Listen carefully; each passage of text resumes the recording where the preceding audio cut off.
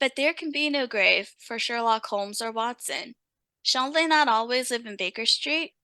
Are they not there this instant, as one writes? Outside, the hansoms rattle through the rain, and Moriarty plans his latest devilry.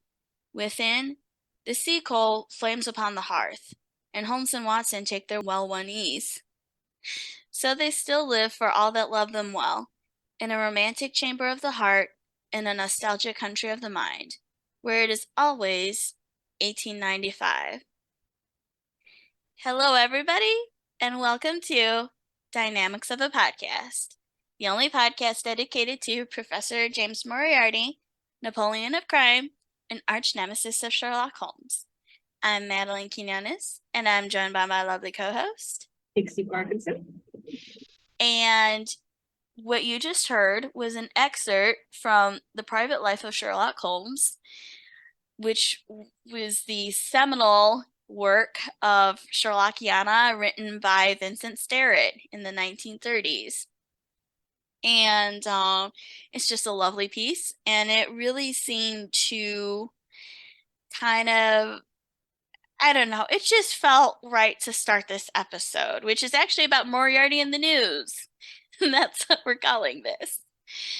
But it's such a lovely, it's nostalgic, and it celebrates the stories, and it also kind of, there's definitely something very fanboyish about it too, which I think it is very sweet. So, Moriarty in the news. There's actually a lot of it, which is wonderful. Yeah. It's a great time to be a Moriarty fan. I just remember too something that I forgot to include in the outline, which is that a reminder that rather, if y'all want a second season of Moriarty the Devil's Game, write a review, which is something that we should have done. I think that we went right from doing that interview to my having to do my paper for scintillation of science, and that's what happened to that. So we should probably do that still, because I hear that could still do some good, and hopefully give us another season. Yeah. Oh, another season would be so good. Oh, so good. And especially, oh my gosh, Charles Augustus Milverton. Like, yes, I want to see that in this universe. Gimme, gimme. But before we hop any further into the news, into the general Moriarty news, we have some exciting news of our own. We finally have, after talking about it for months now, a Patreon. You can find us at patreon.com/dynamics of a podcast. So if you enjoy this show and want to help us make it even better, and want some fun little goodies, please consider supporting us through Patreon. Or if you don't want a subscription, we have, is it Coffee or Ko-Fi? What do we want to call it? Either way, yeah, we've got one of those. So it's coffeekofi.com/dynamics of podcast. So you can make a little contribution there if you'd like. So, whatever, as the spirit moves you, yeah, whatever you choose, we would be very grateful. There's kind of a joke, because there's so many podcasts out there. There's a joke that sooner or later everybody has a podcast, right? But I'm just like, how? It's so freaking expensive. If you're gonna do it, and if you're gonna do a nice job of it, it's expensive. Yeah. The hosting, the both the audio hosting and then the website hosting. and equipment. I mean, well, you have a better microphone. I don't know that this microphone is actually better, but it'll do for the moment until I can get a higher quality microphone. Um, but and then Zoom, not everybody uses Zoom, but we have a Zoom Pro account. That's not cheap, Yeah. let me tell you. So, yeah, how do people afford to podcast? I don't, in this economy, don't understand. But yeah, so we have some neat on Patreon, we have some neat goodies for our rewards tiers. You can contribute at the $1 level, and that does not get you any rewards. That's $1 a month. But what it does do is it's still $1 a month to us, and you still get access to whatever bonus content we put on Patreon. So there is that. At the $3 level, you get a couple of stickers and plus a thank you note. At the $5 level, you get a an art print. Don't get your hopes up. It's it comes from my web comic, The Adventures of Professor Moriarty, which provides us with our logo. And then at the $10 level, you get the art card, the stickers, and a very cool bookmark. So, hopefully that entices you. Yeah. I don't know.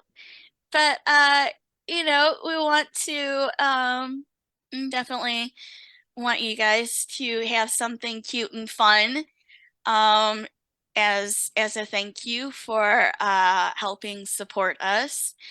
And definitely if we just had 10 people supporting us, we would be in a much better position than we are now. Heck, even if everybody supported us at the $1 level, it wouldn't, I don't think that it would cover us for the whole year, but it would still be like a huge help. So, Definitely. so please consider that. Or say you have your own Sherlockian thing that you want to promote.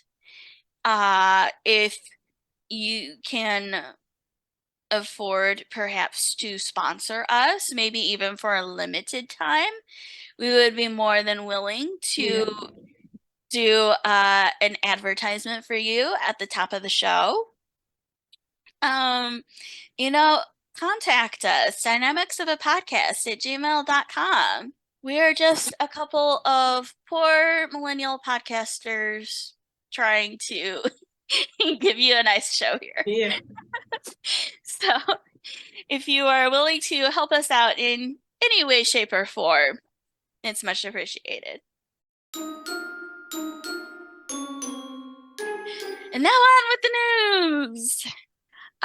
So actually, there is a new comic called Moriarty Clockwork Empire. It's being published by Titan Comics. And the first issue is already out. I think it's going to be a 4-issue comic.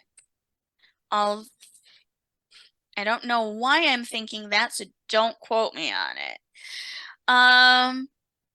There's some really lovely, creepy cover art, and from what I've heard, there are currently 2 storylines. There's a Holmes and Watson storyline that involves a steampunk android and or automaton, I guess is technically what that would be. And the other storyline involves Dr. Jekyll and Mr. Hyde, apparently, which is very interesting. So I have not gotten the comic yet. I might wait until all the issues are available. Yeah. Maybe buy the trade back. But it seems very interesting, and maybe, who knows, maybe someday we can get the writers on the podcast. That would be fun. But yeah, I've not heard anything about Moriarty himself, although Moriarty could possibly be an organization name in this case. Because in the title on the actual cover, there's a period after every letter. So we'll see what happens. It's gonna be interesting. So there's that. And you can order it from titancomics.com. We will have a link in the show notes. Next up, of course, you probably already know this, but Daniel Davis is still returning eventually. It now seems like it's taking forever now that the show is actually underway. But he is returning to Star Trek Picard, as Professor Moriarty. And I can't wait! Yeah. Every episode I keep hoping he's gonna show up. And he hasn't yet, but I don't think he's supposed to show up until like near the end. That was the impression that I got. Yeah. I want to see him. I know, it's killing me. I just, and he looks, he looks so good, you know, in that little clip in the trailer. I want him. I want him back. As I've said before, he was my first Moriarty, so I'm really excited to see him again. Yeah. And of course, technically, finding out that Star Trek had a Sherlock Holmes episode was what got me into Star Trek. And then, of course, also, like, I like Daniel Davis as Moriarty. Oh, he's got this well-known character in this 90s sitcom. And so I go from Sherlock Holmes to Star Trek, and then from Star Trek to The Nanny. Thank you, Daniel Davis. But yeah, oh my gosh, I can't wait. And I'm just so happy for him. He said before that he wanted to return, and he actually got to. So I'm just so happy. Oh, that's great. My heart is so full. I hope that it isn't broken at the end of this stupid season. I apologize. I apologize to our listeners. I just have a lot of emotions. Dixie has a lot of emotions too. She just somehow keeps a better lid on them than I do. But believe me, listeners, Dixie has a lot of emotions too.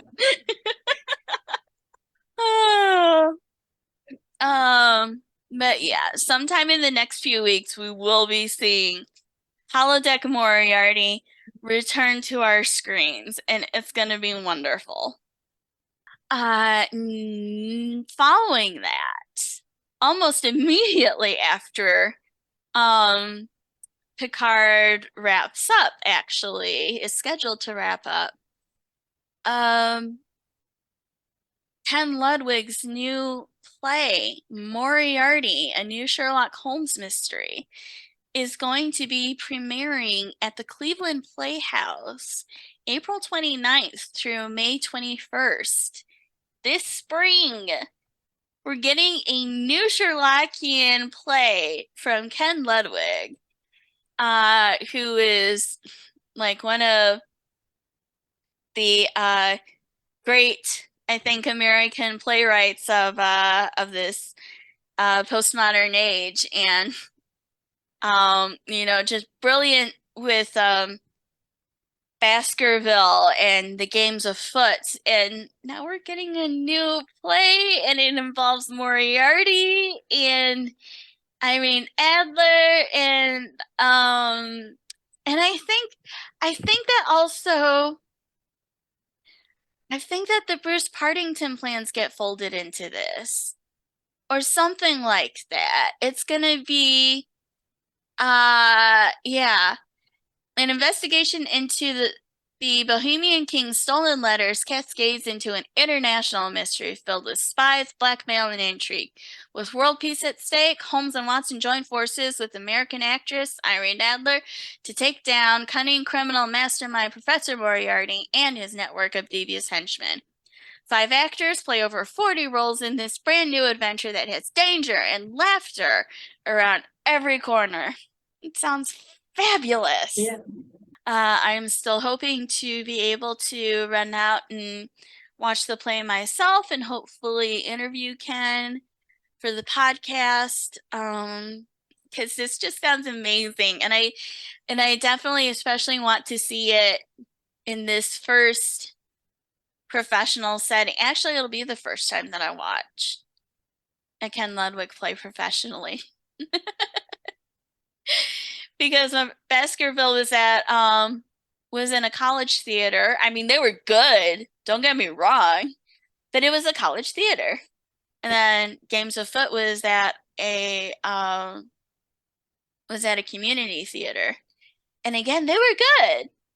But like I can just imagine how amazing, a professional production Yeah. must be.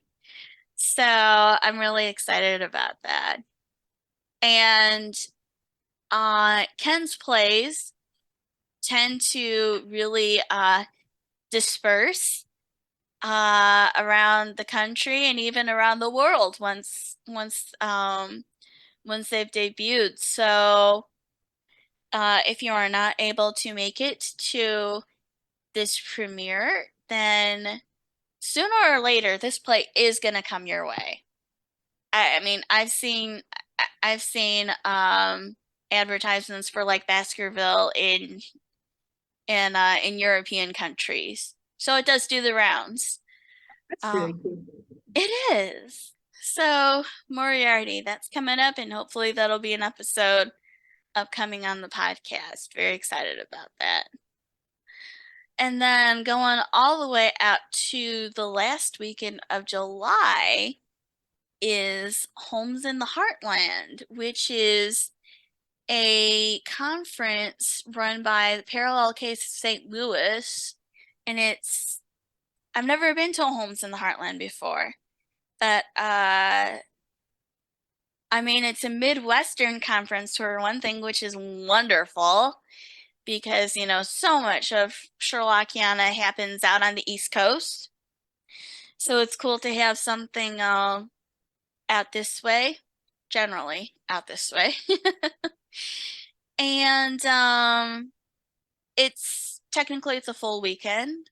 You can register though for a 3-day experience or a 2-day experience for Friday and Saturday or for Friday, Saturday, and Sunday.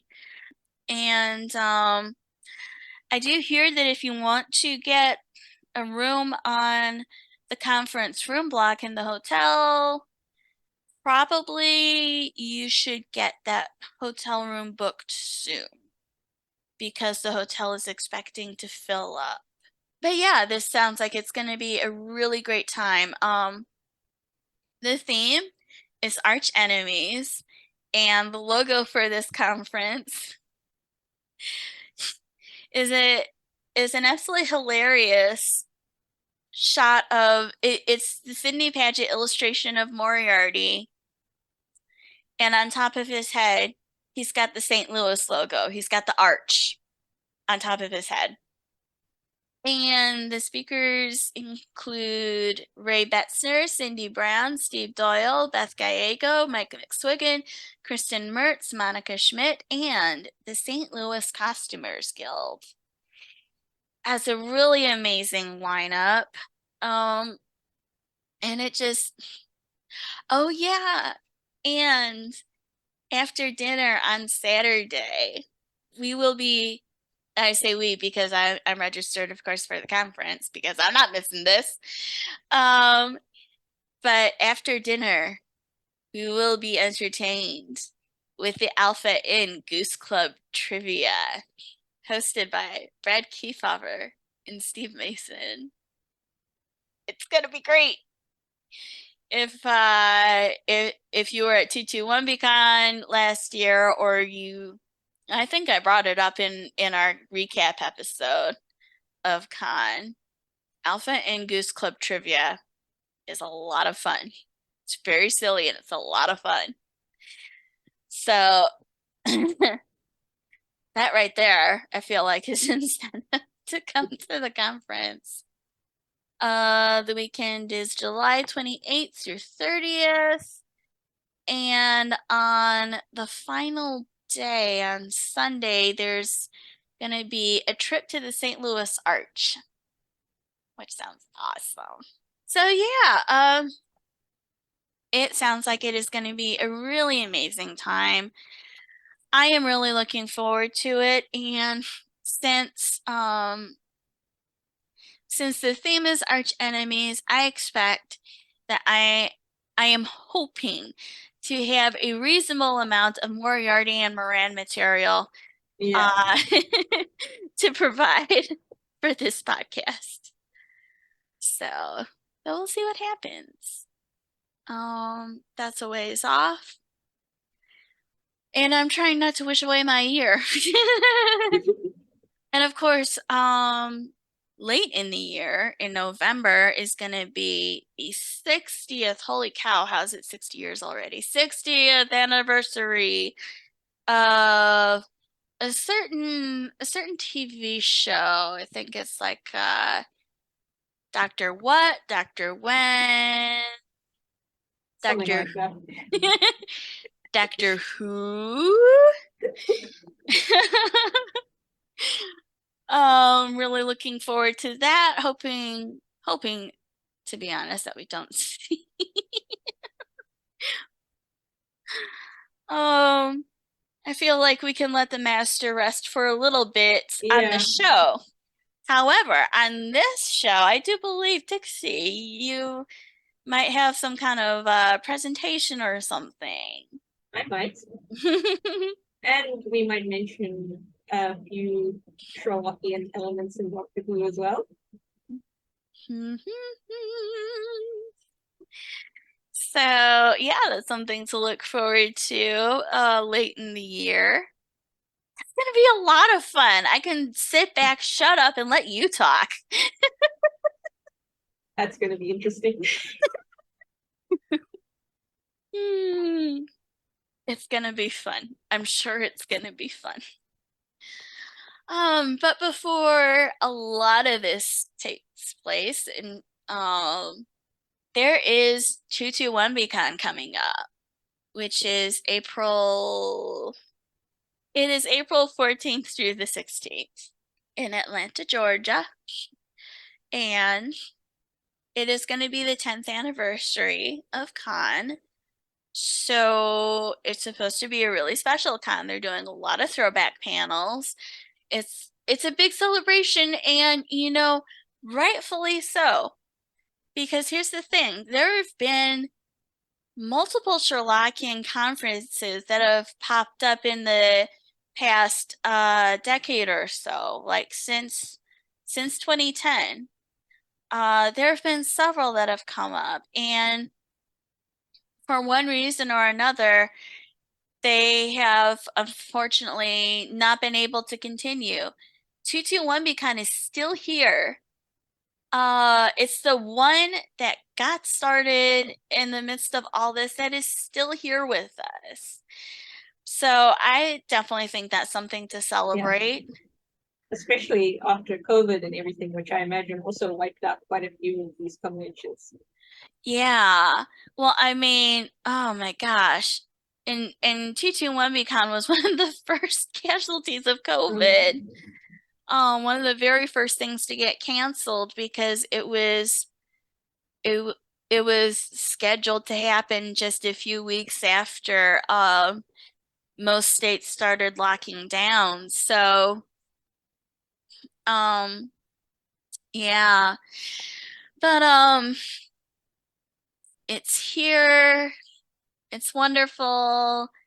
And like, y'all should come. There's still time to book a room, although that time is running out. I believe that March 28th is the cutoff time for getting a room rate through the con. I believe you can still register up to the very day that they start. I think it costs more. Like that's usually a thing. But yeah, so you can still register. As of right now, you can still book a room, and I strongly encourage that everybody does that who can. Playing a real, very sad violin for Dixie. Yeah. Wish you were here. Unfortunately, there's quite a large distance between me and Georgia, so not happening this year, but hopefully maybe next year. We'll see how it goes. That'd be amazing. Well, and also if everything works out right, and I should qualify this with this is going to be working with hotel internet. Now, it worked out last year for a panel. I'm really hoping that we can make it work for you.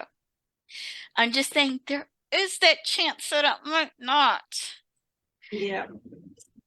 But we will be hosting a panel at Con. The panel, because of course I came up with the name and I'm forgetting that too. Open Canon, insert Moriarty. It's a great panel name. I'm so happy with myself. A podcast panel about inserting Professor Moriarty into any of the canon stories he's not connected with. Can you do it? Should you do it? What stories would you like to involve him in? And what stories have pastiche adaptations involved him in already? So, like, if you've been listening to us for long enough, you know that this is something that we already talk about. Yeah. And I've threatened to actually tie Moriarty to every single canon story. And I will do it too. One of these days, we will get through discussing all 60 stories, and I will do it, doggone it. The But jellyfish was working for him.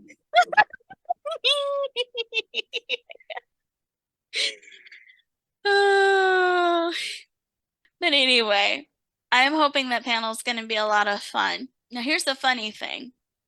Nobody volunteered for it. So, I am gonna do my best to kidnap uh um some people to be part of the panel.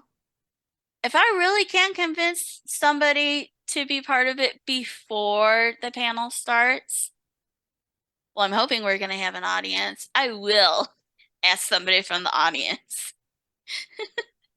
because we want, this is what we want. We want a discussion. Yeah. And even if you disagree that Moriarty shouldn't be in any of the other stories, like by all means, come and argue your point. Yes, we will fight you on it, but come and argue it anyway. Like that is the whole point of this. So yeah, I'm hoping there's gonna be people who show up to it. I'm hoping it's gonna be fun. I mean, surely there've got to be enough Moriarty fans. So yeah, we're doing our first in-person podcast panel. And depending on how this one goes, we may never do one again. So make sure you come to this one. But yeah, there's a really amazing lineup of panels, and I'm really looking forward to it. I'm hoping that there's going to be another Sebastian Moran panel I'm hoping that there are enough volunteers. I don't think that I'm going to be on it this time, which makes me a little sad.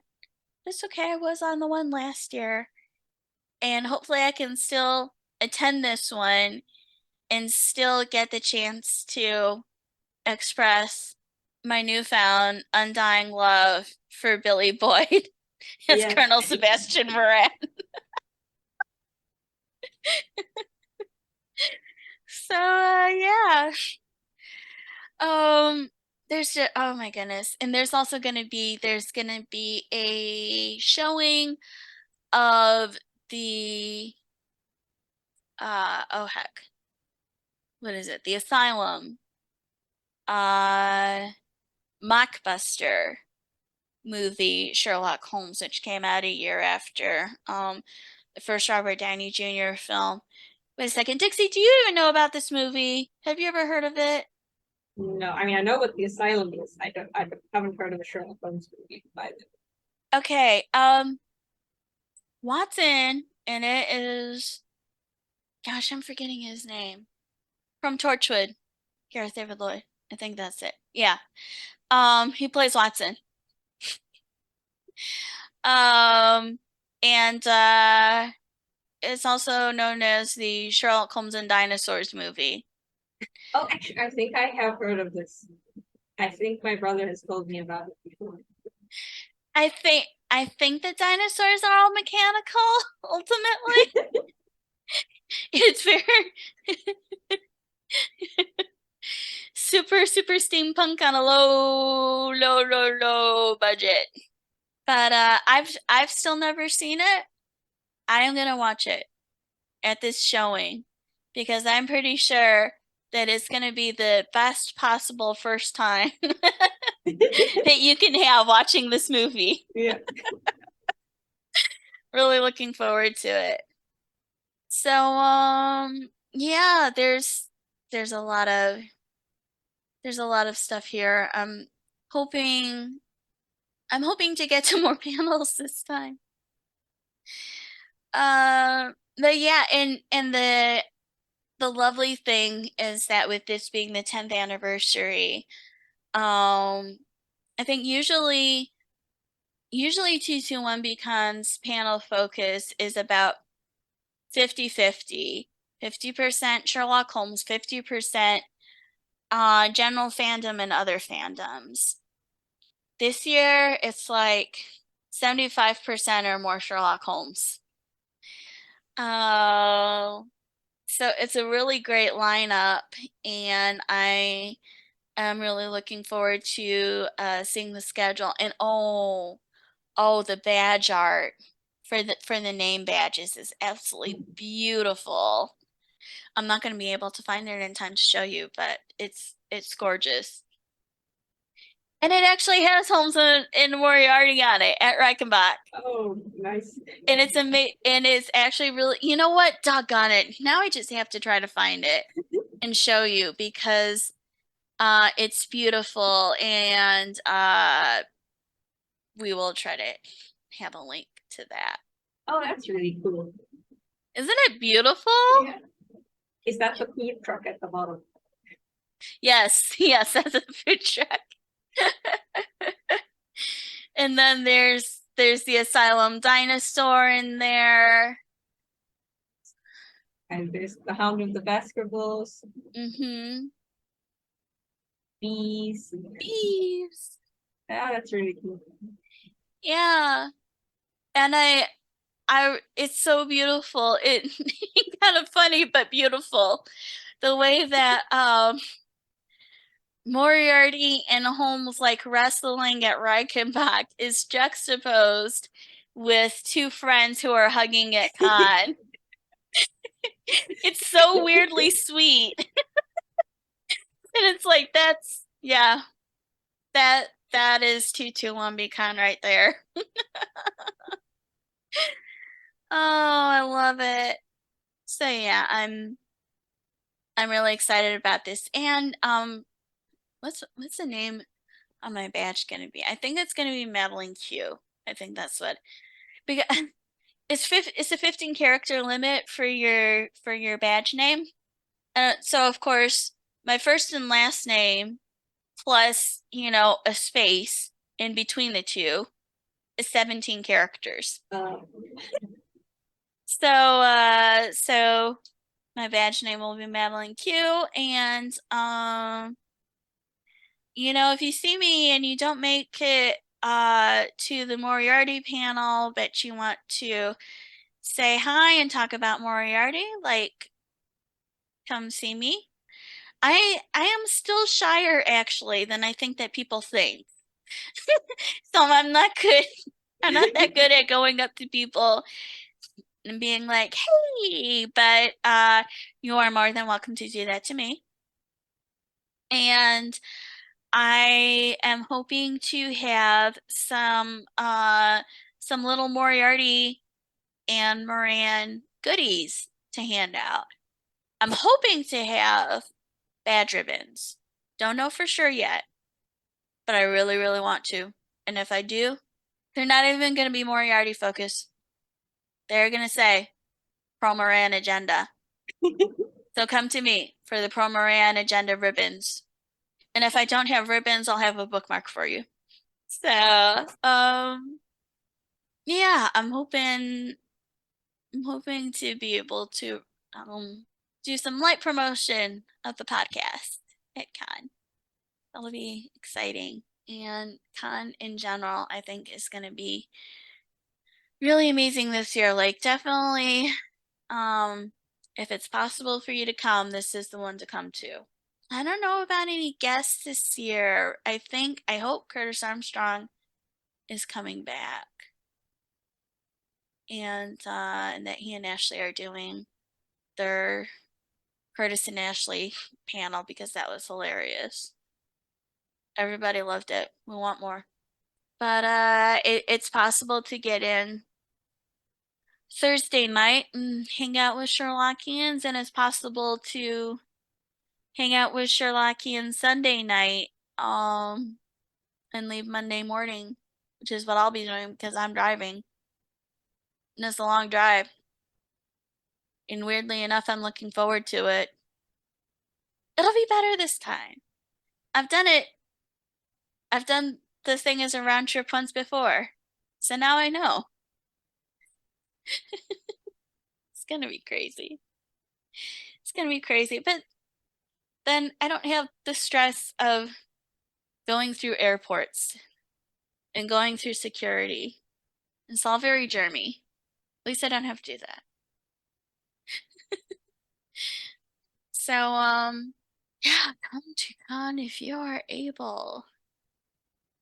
And if not, it's lasted it's lasted 10 years. I really think it'll be here for another 10. I really honestly do, which is absolutely wonderful. I think that we are coming to a wrap. Actually, shout out to Joanna Draper Carlson for letting me know about the Moriarty comic in the first place, because that was totally off my radar. But there's a lot of cool stuff coming up this year, and I'm really excited about all of it. Again, just remember, both for both Con and Holmes in the Heartland, the sooner that you register and book, the better. But especially for Con, because we're less than a month out at this point. Yeah. We're less than a month out from being able to book rooms at any rate. So definitely get rolling on that if you want to do it. And yeah, oh, it's something that I thought about right before we started recording, so of course I forgot about it. The Baker Street Almanac that is published by the Green Bag. This whole thing is run by Ross Davies, and the Baker Street Almanac is just a wonderful annual publication. It's a big book of just everything that's happened in the year before with regards to the fandom, and they also always have a story that they annotate, and I might have contributed some art to it. So you should definitely check it out. No, like serious. Okay, in all seriousness, there's something that's going to be very special about this book, and I can't talk about it, but it's really, really special. And so I strongly recommend that once it's published, you purchase yourself a copy. I've been told they should be available around the end of this month, around the end of March, or possibly early April. And they're a little bit on the pricey side for a book, but they also have like lots of little goodies that come with them. And honestly, it's these books, they're chunkers. They're big books. For being normal book height. So I think they're absolutely worth the money, and this one especially, for reasons that I still can't divulge, is really worth the money. I mean, the almanac after it's been out for a year. I think it's after it's been out for a year. Goes up online as a free PDF, which is lovely. But also there are perks to getting the physical copies. And there are some special perks to getting this physical copy. So I strongly encourage everybody to get Baker Street Almanac 2023 once that is live, and you can get them from greenbag.org. That is where you can find the almanacs. So go check that out. And that that is all the news that we have for today. That is a wrap. Oh, no. One more thing. Doggone it. Better now, though, than, 10 minutes after we stop recording. Yeah. If you enjoyed the interview with Josh Harvey and you want to hear more, he was also just on I Hear of Sherlock Everywhere. And he talked more about his time with Patrick Gowers, more about his, a little bit more about his personal history in general, and more about sketches of science. And they actually played a couple of those pieces of music. And the episode was called Sketches of Science, and it was really fun. It was a fun listen, and I thought that that it complemented ours nicely, like there wasn't a lot of overlap. So that was good. And I just love listening to Josh. Um he's so smart. He's done such neat things. It's just a lot of fun. So yeah, go listen to his I Hear Sherlock Everywhere episode. And this time I'm putting my foot down. That is a wrap. That is a wrap. Taping it up and putting a bow on it. Thank you, everybody, for listening to, me ramble on. It's going to be so much fun when we get to listen to Dixie ramble on. I am so looking forward to that. She can ramble. It's just she usually does it in text. It's much easier that way. Then you don't have to hear my voice. I love your voice. Oh, but that is something to look forward to. So, once again, please consider supporting us on Patreon or Coffee. Toss a coin to your podcasters. And thank you so much for tolerating us. Yes, that's probably the right word. Thank you for listening, guys. And we'll see you next time. Bye. Bye. Dynamics of a Podcast was created by Madeline Quinones, with sound design and editing by Dixie Parkinson, and music by Joshua Harvey. We do this podcast purely for the fun of the thing. Thank you for listening, and please join us next time.